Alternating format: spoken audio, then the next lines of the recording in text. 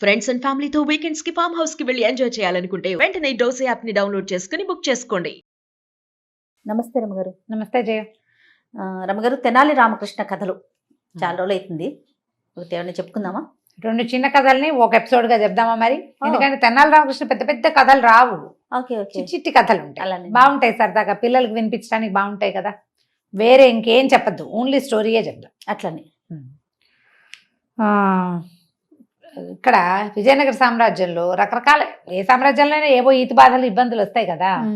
ఈ ఈతి బాధలు ఏవో దొంగతనాలు బాగా జరుగుతూ ఉండేవట. కొంచెం సమ్మర్లో ఎండాకాలము అందరూ బయట చల్లగా ఉంటుందని బయట పడుకుంటారు, లేదా మేడల మిద్దెల మీద పడుకుంటారు. ఇళ్లలో దొంగతనాలు ఇలా బాగా కనపడుతున్నాయి. అవును. దొంగతనాలని రాజుగారు ఏం చేశారు, రాయల వారు గస్తీలు పెంచారు, ప్రజలు బాధపడుతున్నారని. అయినా ఏదో చిన్నదో పన్నదో దొంగతనాలు జరిగిపోతూనే ఉండేవి. అయితే తెనాలి రామకృష్ణుడు ఒకరోజు ఆయన దీని నుంచి సభ నుంచి తిరిగి వస్తుంటే ఆయనకి ఒక చెట్ల పక్కన తేళ్లు కొన్ని పాకుతూ కనపడ్డాయి. ఆయనకు ఒక ఆలోచన వచ్చి ఏం చేశాక, ఆయన మంచినీళ్ళు అది ఇట్లా చెంబు పుచ్చుకెళ్తారు. ఆ చెంబుని, ఆ మరచెంబు అనమాట, మంచినీళ్ళు పట్టుకెళ్ళి మనం బాటిల్స్ పట్టుకెళ్తాం కదా, ఆ మరచెంబులోకి ఓ తేలుని ఎక్కించుకున్నారు రోడ్డు మీద నుంచి. అదేముంది, అది మన ఏదైనా అడ్డం పెడితే అందులోకి వచ్చేసి వెళ్ళిపోతుంది. అవును, అంతే కదా. అట్టపెట్టెల్లో వాటిలో చిన్నప్పుడు మేము అలాగే పెట్టుకునేవాళ్ళు. తేళ్ళు కాళ్ళజేర్లు గొప్ప సరదాగా ఉండేది. దాచుకునే వాళ్ళ దాన్ని వచ్చి అప్పుడు గాజు సీసాలు ఉండేవి, ప్లాస్టిక్ డబ్బాలు లేవు మా చిన్నప్పుడు, చాలా తక్కువ. హార్లిక్స్, తర్వాత ఏమో బూస్ట్ అలాంటివి ఏమైనా కొంటే ఓవల్టీను, ఇంకోటి ఏదో కొనేవాళ్ళం. ప్రోటీనెక్స్ ఉండేవి మా నాన్నగారి కోసం, ప్రోటీనెక్స్ బాటిల్, అంతంత బాటిల్స్, గాజు బాటిల్. దాన్ని అలాగా అందులోకి ఎక్కించి మూత పెడితే అది అటు ఇటు అటు ఇటు కొంచెం గాలి వచ్చేలాగా చేయటం, అది పైకి వస్తుంటే చిటికని మూత మూసేయటం. గొప్ప సరదాగా ఉండేది. చేసేవాళ్ళం కోతి పనులు. చీమల్ని కూడా, చీమలకి గండు చీమల్ని ఎక్కించుకోవడం ఉంటాయి కదా, నల్లవి పెద్ద చీమలు. మేము తేళ్లు, పల్లెటూరుగా మాకేం భయాలు పెద్దగా ఏం లేవు, తేళ్లు కూడా చేసేవాళ్ళు. అంటే మేమే అంత కాదు కానీ ఎవరైనా చేస్తే దాని గొప్ప సరదా అనమాట. అయితే ఈయన ఏం చేశాడు, ఆ తేలుని తెచ్చుకున్నాడు, తీసుకొచ్చిన తర్వాత ఏం చేశాడు, చిన్న అగ్గిపెట్టె లాంటిది, అప్పటికి ఇంకా అగ్గిపెట్టెలు రాల. ఓకే, కథల్లో అగ్గిపెట్టెలను రాస్తున్నారు కానీ అగ్గిపెట్టె కాదు, మనకి భరిణెలు లాంటివి ఉంటాయి కదా, చిన్నది, మనం ఏమంటారు ఏమైనా పెట్టుకునేందుకు వాటికి, ఒక భరిణిలో వేసాడు. వేసి మూత పెట్టి దాన్ని గూట్లో పెట్టాడు. మామూలుగా దీపాలకి ఇప్పుడు మనకి ర్యాకులు అవి వచ్చినాయి కానీ ఇదివరకు ఏముండేవి, గూళ్ళు ఉండేవి, గోడల్లోనే గూడల్లే కట్టేవాళ్ళు, సామాన్లు పెట్టుకునేవాళ్ళు. దీగూడు ఒకటి ఉండేది, దేవుడి గూడు, దీపం గూళ్ళు, దీపాలు పెట్టుకోవడానికి గూళ్ళు. ఆ దీపాల గూళ్ళన్నీ పైనంతా పొగచూరిపోయి ఉండేవి. పాతకాలపు ఇళ్ళు ఇప్పుడు కొంచెం తక్కువే చూస్తున్నాం, కనపడతాయి వాటిలలో. అయితే ఈ గూట్లో పెట్టాడు. పెట్టిన తర్వాత సరే 4-5 రోజులు అట్లాగే గడిచిపోయింది.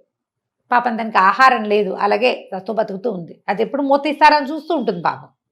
4 రోజుల తర్వాత ఏమైంది, వీళ్ళింట్లో ఒక దొంగ ప్రవేశించేసరికి వీళ్ళు రాత్రి పడుకున్నారు. కొంచెం గాలి కోసమని వరండా వైపుకి పడుకున్నారు. ఏదో సప్పుడైంది, వారింది, ఏమండి దొంగ వచ్చాడండి అనేసరికల్లా, ఏమేవ్ మా పెద్దన్నయ్య రింగు చేయించి ఇచ్చాడు, ఉంగరం జాగ్రత్తగా పెట్టేవా అన్నాడు. మీరు నాకెక్కడిచ్చారు అంది ఆవిడ వెంటనే. అదేనే దీపం గూడు లేదు, అందులో భరణిలో పెట్టాను, తీసి లోపల పెట్టావా అంటే, దీపం గూడు జోలేకి ఎవడొస్తాడండి, దొంగ వస్తే మాత్రం వాడు భోషాణాలు అవి వెతుకుతాడు, మన భోషాణాల్లో ఏముంది, మన బొంద, దీపం గూడు జోడికి ఎవడు వెళ్ళడు కాబట్టి అక్కడ ఉంటుందిలేండి, పర్వాలేదని. దొంగ అనుకున్నాడు, అమ్మా భోషాణాలు వెతికేవాడిని, అనవసరంగా టైం వేస్ట్, ఏవో దొరికినవి తీసుకోవాలి. బంగారు పొంగరం వీళ్ళ పెద్దన్నయ్య చేయించింది ఇక్కడ ఉంది, దీపపు గూడు కనపడింది కదా, అన్ని గదుల్లోనూ దీపపు గూడునే. ఒక్కో గూడు వెతుక్కుంటూ వచ్చాడు, దేంట్లోనూ కనపడలా. అయితే ఏమైంది, ఒక వస్తువు తీయాలి కదా, ఈ దీపం గూడు దగ్గరకు వచ్చాడు. భరిణ అలాగా ముత్తడి భరిణ తగిలింది, ఉంగరాలు పెట్టే భరిణ అంతది. అదేంటి తీయంగానే రెడీగా ఉంది తేలు, టకీమని. ఆ తేలు ఏమిటి, ఇట్లా ముట్టుకుంటే చాలు దానికి మనం ఏం చేయాలి కదా, ఆ కొండి ఇట్లా ఇట్లా ఇట్లా కొడుతుంది. కెవ్వమన్నాడు. ఈయన ఎవరే అరిచారు పిల్లడా అని అడుగుతున్నాడు. ఎవరు గట్టిగా మూసుకున్నాడు. చూస్తే ఏముంది, దీపం దగ్గరికి వెళ్తే తేలు కుట్టింది కనిపిస్తుంది. ఆ తేలు ఏటో జరజరా పాకేసింది. వాళ్ళకేం భయమేం లేదు, మళ్ళీ కనపడితే కొట్టేసుకుంటారు. అక్కడి నుంచి ఇంకేం చేయాలో తెలియదు, ఏడుపు వచ్చేస్తుంది, భయం వేసేస్తోంది. పైగా రాత్రిపూట, మొదట అది తేలో పామో ఇంకోటో తెలీదు, తెలిసింది తర్వాత అది తేలని. నోరు గట్టిగా మూసుకుని 2 అడుగులు వేసాడు మెల్లిగా బయటకు వెళ్ళడానికి. రామలింగడు లేచి కూర్చున్నాడు. కనపడితే ఏముంది, కవి గారు కేకలు పెట్టాడంటే గస్తీ తిరుగుతున్న రాజభట్లు ఎవరో ఒకళ్ళు పరిగెత్తుకొచ్చేస్తారు. నోరు గట్టిగా మూసుకున్నాడు. మూలుగొస్తుంది, మూలుగు రాకుండా నోరు మూసుకుని నడుస్తుంటే పాపం పెద్దన్నయ్యకి ఉంగరం టైట్ అయినట్టుంది, బిర్రుగా అయింది పాపం, అందుకే నేను మనకి ఇచ్చాడు అన్నాడు. వాళ్ళ ఆవిడికి నవ్వొచ్చింది, ఆవిడ కిసుక్కుమని నవ్వింది. వీడికి అర్థమైపోయింది ఈయన కావాలని ఆ తేలుని తెచ్చి అక్కడ పెట్టాడు, చచ్చిన వీళ్ళ ఇంటికి రాకూడదు, ఇంకోసారి ఫ్రెండ్స్ అందరికీ చెప్పాలనుకున్నాడు అనమాట. నోరు గట్టిగా మూసుకుని బయటికి వెళ్ళాడు. ఈ లోపల గస్తీ తిరుగుతున్న వాళ్ళు ఎవరో బయటికి వెళ్ళేదాకా భయం వేసింది వీడికి. బయటికి వెళ్ళేసరికల్లా ఒక ఒళ్ళు మర్చిపోతారు, చేయి విదిలించుకుంటూ నడుస్తున్నాడు. ఈ గస్తీ తిరుగుతున్న కాపలా వాళ్ళు ఎవరో చూసి అరే ఎవడో అక్కడ నడుస్తున్నాడు రా, ఎవర్రా కవి గారి ఇంట్లో నుంచి వస్తున్నాడని పట్టేశారు. ఇక్కడ తేలు కుట్టింది, అక్కడ దొరికిపోయాడు.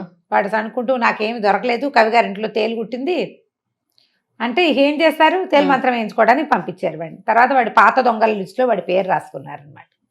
పిల్లలకి చెప్పాలి ఏదైనా తప్పించుకునేందుకు, అప్పుడు కూడా ఉపాయాలు ఉండేవి. ఇప్పుడే కాదు, మనం ఈ సినిమా చూస్తాం బేబీస్ డే అవుట్ కాదు, ఇంకొక పిక్చర్ ఏదో అదే పేరు మర్చిపోయింది,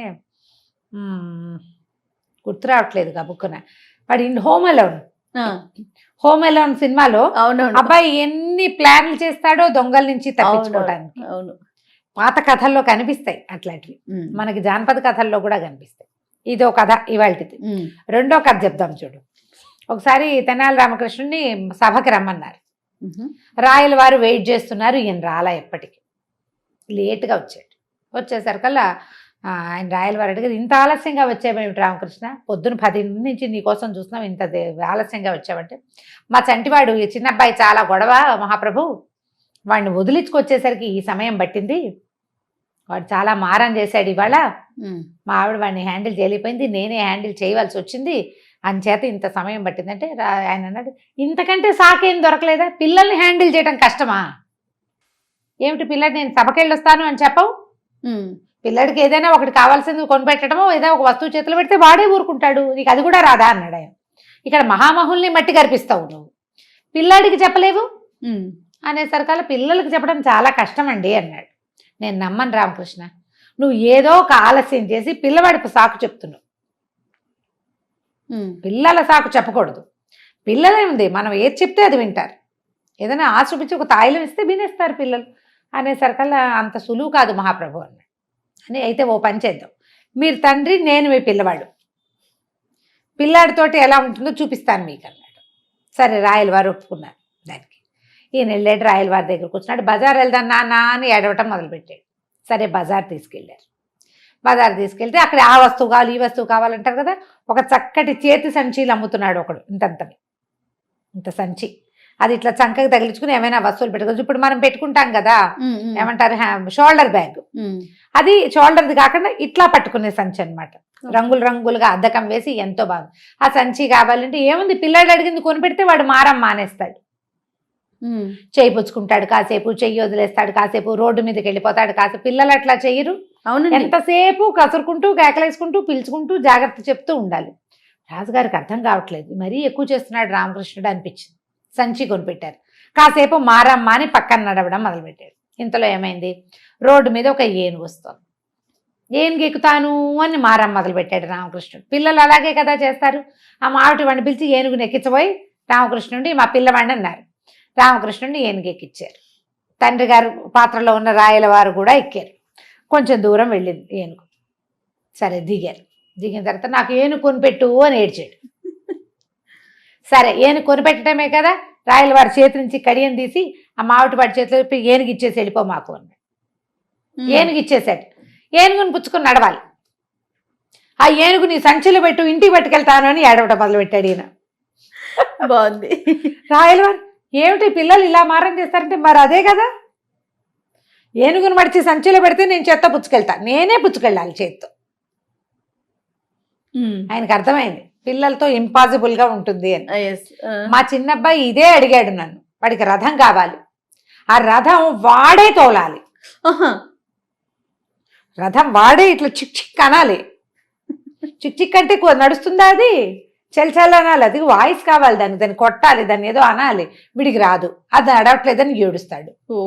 మన పిల్లలు చేయరు ఇట్లా, ఖచ్చితంగా చేస్తారు. రాయల వారి పిల్లలు ఇలాగే చేస్తారని ఆయన అర్థం చేసుకుని, మీ అబ్బాయి మారం చేసినందుకే నువ్వు ఆలస్యంగా వచ్చావని నేను ఒప్పుకుంటున్నాను రామకృష్ణ, నువ్వే గెలిచావని చెప్పి ఓ 100 వరహాలు బహుమానం ఇచ్చి మీ పిల్లాడికి కావాల్సిన కొనిపెట్టమని 100 వరహాలు ఇచ్చి పంపించాను. పిల్లలు ఎంత మారం చేస్తారో, ఎన్ని రకాలో. రాక్షసి ముద్దుగా ఉంటుంది. ఇప్పుడు కొంచెం ఏడుపులు తగ్గినాయి, కాస్త పెద్దదైంది. 1 year బేబీ గ్లాస్ పాటుకుని అదే పాలు తాగాలి. ఆ గ్లాసు అంతెత్తు గాజు గ్లాసు, అదే గ్లాస్ ఇంతది. తాగాలి. ఆ గ్లాస్ తోటే తాగాలి, అదే పట్టుకు తాగాలి. పిల్ల పిచ్చికే చిట్టి పిల్ల. ఆ గ్లాస్ జారి పడితే అసలు గ్లాస్ మొయ్యలేదు అది. కానీ ఎంత ఏడ్చేదో, నేనే తాగాలి, నేనే తాగుతాను. అట్లనే ఉంటారండి పిల్లలంతే మారం, అవును. అలాగే చేస్తారు. కాబట్టి పిల్లల మారాములు ఇలా ఉంటాయి. ఎదుటి వరకు చెప్పడానికి ఈజీగా ఉంటుంది. ఏముంది పిల్లల్ని హ్యాండిల్ చేయడం కష్టం అంటే, మనకేమవుతుందంటే మనం ఎలా అనుకుంటాం, మన పిల్లలు చేసే మారాములు మనకు అలవాటు ఉంటాయి. అవును. కొత్త వాళ్ళ పిల్లల్ని చూస్తే ఏమనిపిస్తుంది, అబ్బా మా పిల్లలు ఇట్లా కాదమ్మా అనిపిస్తుంది. కొంచెం పిల్లలు పెరిగాకంటే మరీ చెప్పేస్తాం ఇంక అసలు మా పిల్లలు అలరే ఇట్లా చేయలేదంటాం. మా పిల్లలు ఇట్లా చేయలే, చిన్నప్పుడు ఏమీ చేసేవాళ్ళు కాదు, అవునవును. మా పిల్లలు చాలా బుద్ధిగా ఉండే. ఏమిటో ఈ కాలంలో పిల్లలు అలా మాట్లాడుకుంటాం. కానీ ఎవరి పిల్లలు మారం వాళ్ళ ప్రాణానికి ఎక్కువే మెల్లిగా ఇప్పుడు ఎలాగో చెప్పుకోవాలి. అంతే. ఈ 2 చిన్న కథలు తెనాలి రామకృష్ణ కథలు పిల్లలకి చెప్పండి. తప్పకుండా రమ్మగారు. నమస్తే. నమస్తే చెప్పు.